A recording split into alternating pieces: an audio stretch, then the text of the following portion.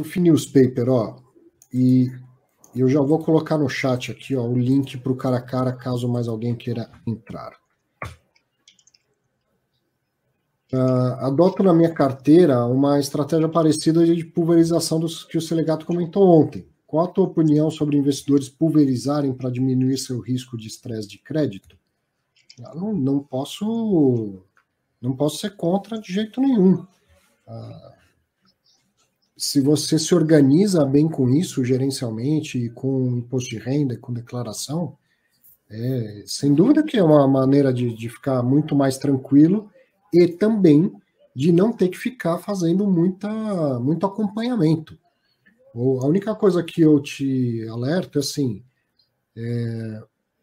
eu acho que a pulverização ela te livra do acompanhamento, mas não te livra de um estudo criterioso antes de investir, tá? Não vai entrar numa sensação de que, é tão pouquinho, porque eu já sou tão pulverizado, que eu posso comprar qualquer porcaria. Mas acho eu que não, né? Acho eu que não. Mas não vejo nada a criticar numa estratégia de pulverização. Eu não pulverizo tanto a minha carteira, mas não tem nada de errado em fazer isso. O que vocês acham? Querem comentar? Minha opinião pessoal, assim, na minha carteira pessoal, eu tenho 3 fundos, né, que são, sei lá, acho que 70% da minha carteira, né, que é o Iridium, o HGPO, né, e o ASMT agora, né, o Asa Metrópolis. Então, acho que, na minha visão, acho que é isso, assim, acho que... Só tranqueira, hein? Brincadeira. Quando você perde demais, né, tipo, você consegue, né, acho que você fica muito perdido ali, né, e às vezes, né, algum fundo pode dar problema ali, né, não pode ter um impacto muito negativo para você, que está muito pulverizado, mas na minha visão ainda assim é negativo, né? Quando você tem convicção, na minha visão, se concentra, quando você tem não tanta convicção, se dá uma diversificada, né? Acho que essa é a minha visão. No caso do Selegato, né, eu também vi a live, né, ontem, acho que como ele faz um fundo de CRI, né, lá realmente não pode, né, assim, o regulador proíbe, né, assim, né, o fundo de CRI ter mais 10% ali, né, do ativo só, então ali ele segue outras regras do que a regra de uma carteira, né, vamos dizer assim, pessoal, né, mas assim, acho que você não pode, né, na minha visão, assim, acho que eu tinha lá atrás, né, acho que nos 90 fundos, né, aí eu falei pra caramba, né, tipo, acertei um lá, subiu bastante, né, foi o TXL, né, que saiu de, sei lá, 60 para 100, né, e aí eu falei, cara, mas o que aconteceu na minha carteira? Nada, né, porque tava muito diversificado, então acho que assim, na minha visão, você pode concentrar ou diversificar, depende muito da sua estratégia, né. Então, se você quer ter ganho de capital, né, seria bom você concentrar. Se você quer ter um fluxo de dividendo mais estável, né, você pulveriza bastante, porque um pode sofrer, o outro não. Então, assim, no bolo vai ter um montante mais ou menos redondo, né, vamos dizer assim. É isso. Até brinquei com o Losnak, mas na minha visão, assim, de diversificação sempre, pulverização eu não gosto muito, porque você não vai conseguir acompanhar tudo aquilo lá, mas se eu perder, poxa, mas se você está comprando pensando em perder já, então você não deveria comprar. Então já diversifica, fica aí com que você se sente mais confortável e acompanha aquilo e pronto. Assim, eu não compro pensando em perder, mas eu sei que em algumas análises eu vou estar errado, em outras eu posso estar mais do que certo, mas a Rússia vai invadir a Ucrânia e coisas que são... E aí todo mundo perde, né? Nesse caso, se é uma bomba atômica e ferrou, não tem como. Mas uma pergunta... E outra coisa, né? Investimento é portfólio é perfil. FinNewsPaper pode ser um cara aposentado. Danilo é um cara que a única pessoa que ele tem que sustentar é o cachorro dele, que ele tem que passear 4 vezes por dia, né? Daqui a pouco vem aí um filho, uma filha, já muda, né? A cabeça, é circunstância, perfil, isso aí. E daí, respondendo a pergunta do Marco Ramos, não sei se o Arthur pode pegar aí as 19... sim, já ia emendar nela, boa. Qual o limite entre pulverização e diversificação? Isso é fácil, Esse limite é fácil. Quando a pessoa tem ao mesmo número, mais ou menos o mesmo número de ativos que você tem, você diz que ela está diversificada. Quando ela tem muito mais do que você diz que ela tá pulverizada. É só essa a diferença. Não existe... para um cara que tem 3 fundos imobiliários, o cara que tem 10 parece que está pulverizado. Para o cara que tem 10, o outro que tem 10 parece que está só diversificado. E aí o que está 20 está pulverizado. É só essa a diferença. É simples assim. Se eu tiver 10 FIIs e o Losnak tiver 3, ele vai dizer que eu não estou diversificando, que eu estou pulverizando. É simples o teu conforto. Você diz que se a pessoa tem mais ou menos a mesma quantidade que você tem, você diz que ela está diversificada. Se ela tem menos, você diz que ela está... Não, ela está concentrando. Se ela tem muito mais, você critica dizendo que ela está pulverizando. Só isso. É só o teu nível de conforto. É uma régua estritamente pessoal. A minha lógica é a lógica do meteoro, que quem acompanha as mais antigas eu usava muito isso. Que é assim, se acontecer uma catástrofe enorme, quanto você aceita ter exposto o teu patrimônio àquela estratégia?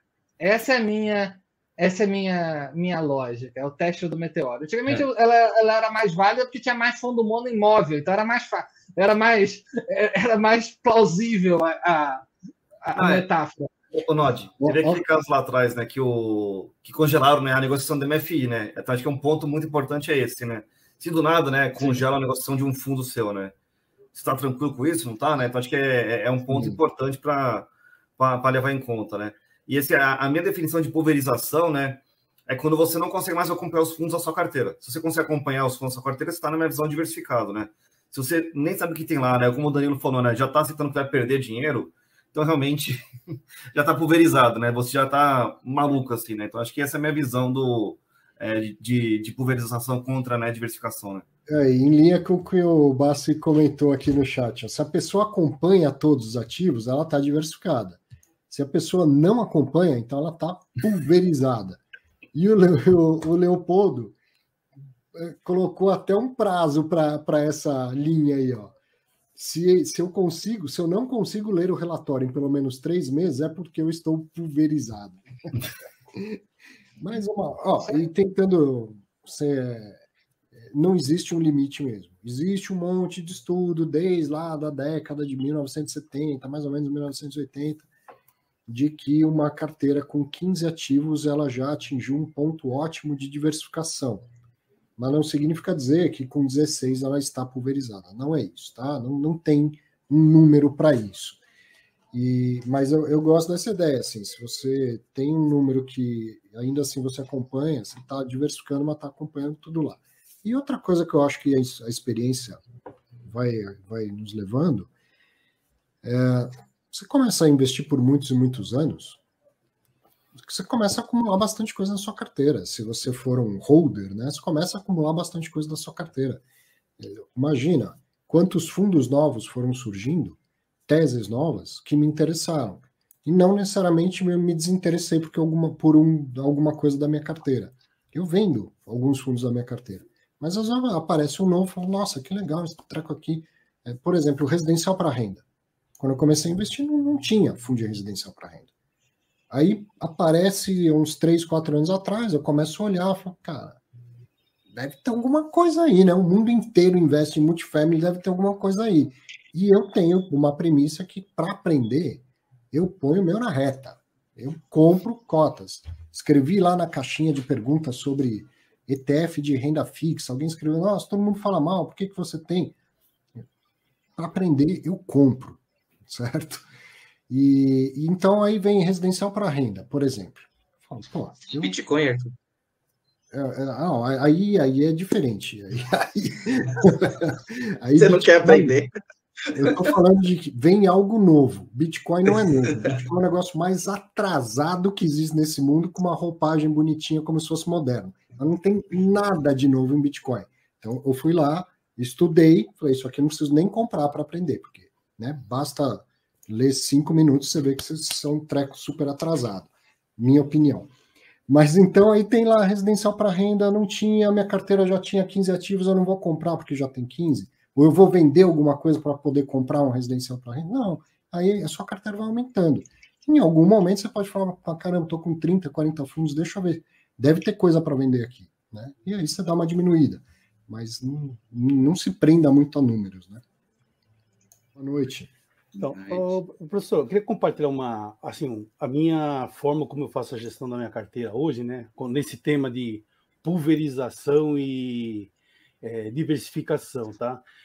Eu tenho uma carteira que eu vim construindo desde 2010, 2012, né? E hoje ela me gera uma renda que me dá tranquilidade, ou seja, eu conseguiria viver totalmente da renda. E por causa disso eu tenho uma preocupação sempre na harmonização da renda, tá? Uhum. Então, ao longo desses anos, o que eu fui percebendo que me fala que eu estou diversificado e não pulverizado? Quando mudanças no cenário macro não altera a minha renda significativamente. Por exemplo, essa deflação que ocorreu toda não me impactou.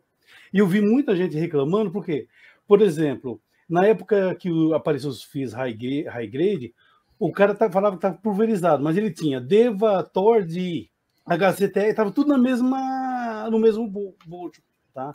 Então, assim, para mim, assim, se você tem uma carteira onde alguma mudança, por exemplo, agora veio o impacto da queda do IPCA, mas se você tem uma boa parte com CDI, uma vai contrabalancear a outra e vice-versa. Então, por exemplo, eu sempre gostei de shopping. Quando zerou a renda de shopping, não me trouxe impacto, porque eu também tenho uma parte que era contratos atípicos, que é justamente para dar esse contrabalanceamento, entendeu? Então, acho que esse é o segredo de você saber se você está realmente diversificado. Quando a renda não oscila por causa de fatores, é claro, fatores exógenos, tipo uma guerra, uma taxação que aí derruba tudo, mas vai derrubar o preço, não vai derrubar a renda, entendeu? É diferente. A renda que ela tem que ser harmônica, tá? Então, essa é a minha forma que eu visualizo. Faz muito sentido, faz muito sentido. Você entende que está bem pulverizado quando Não, diversificado.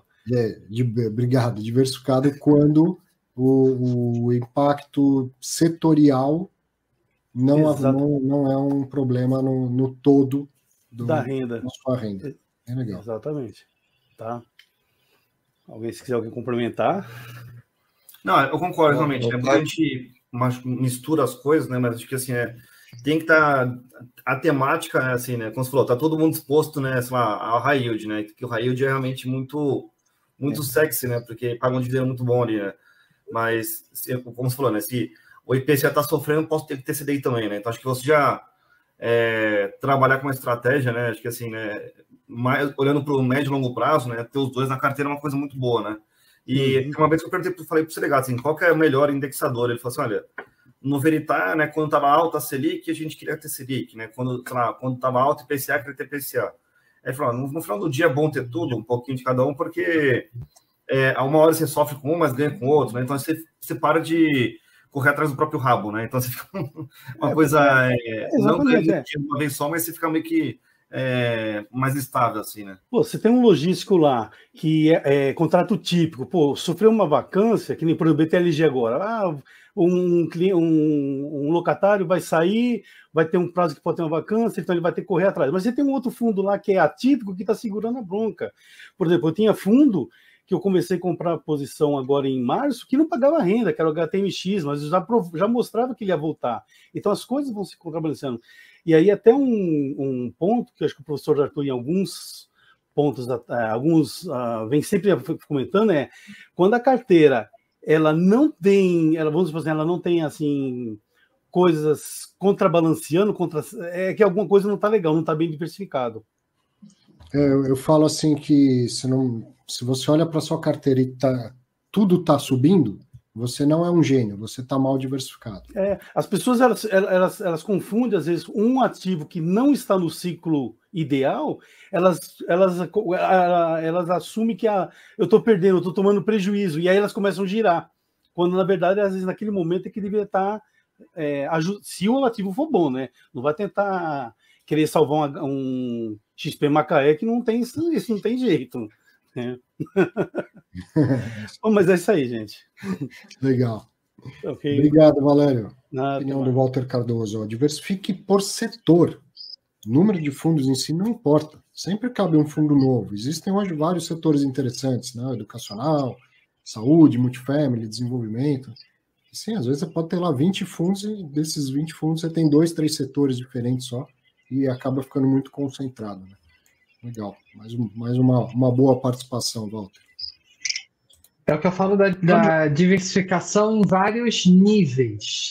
Não é só em quantidade de fundos, é em tipo de fundos, inclusive fora de fundos. Eu quero dizer aqui, partindo do cenário aonde se materialize o risco da tributação sobre os rendimentos de FIIs, quem está 100% FII está muito mais exposto e será muito mais impactado do que quem está 50% FIIs, que vai estar mais exposto do que quem está 25% FIIs. A diversificação ela tem que ser em vários níveis, e depois de um certo patrimônio, inclusive no nível ainda mais macro, que é em países.